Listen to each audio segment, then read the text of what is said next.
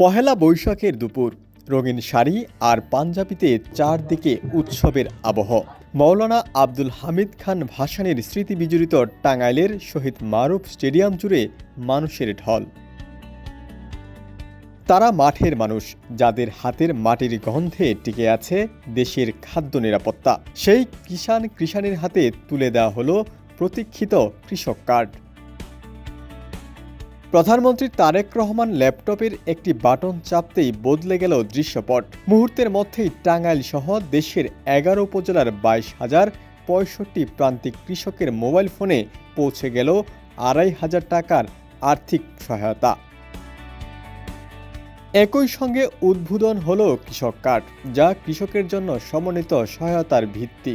এর মাধ্যমে নির্বাচনী প্রতিশ্রুতি পূরণের পথে আরেক ধাপ এগুলো বিএনপি সরকার। এর আগে ফ্যামিলি কার্ড, ক্রিয়া কার্ড ও খাল খনন কর্মসূচি চালু করা হয়েছিল।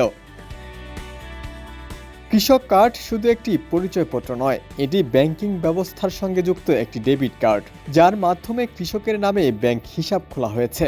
সেখান থেকেই মিলবে নগদ সহায়তা। আবার একই কার্ড ব্যবহার করে পাওয়া যাবে কৃষি উপকরণ, ঋণ, ভর্তুকি সহ নানা সুবিধা। এই কার্ডের মাধ্যমে কৃষকরা ১০ ধরনের সুবিধা পাবেন। এর মধ্যে আছে ন্যায্য মূল্যে সার, বীজ, সেচ সুবিধা, সহজ শর্তে ঋণ, কৃষি যন্ত্রপ্রাপ্তি, সরকারি প্রণোদনা, আবহাওয়া তথ্য, প্রশিক্ষণ, রোগবালাই দমনের পরামর্শ, কৃষি বীমা এবং ন্যায্য মূল্যে পণ্য বিক্রির সুযোগ। তবে নগদ আর্থিক সুবিধা পাবেন মূলত ভূমিহীন, প্রান্তিক ও ক্ষুদ্র কৃষক। সরকার বলছে, কৃষকরা অর্থনীতির প্রাণ। রোদে পুড়ে বৃষ্টিতে ভিজে যে ফসল ফলান, তাতেই এই দেশের মানুষের অন্ন সংস্থান হয়। যে কার্ডটি কৃষকের হাতে তুলে দেওয়া হচ্ছে, এটি কেবল একটি পরিচয়পত্র নয়, এটি অধিকারের দলিল, এটি সমৃদ্ধির সোপান।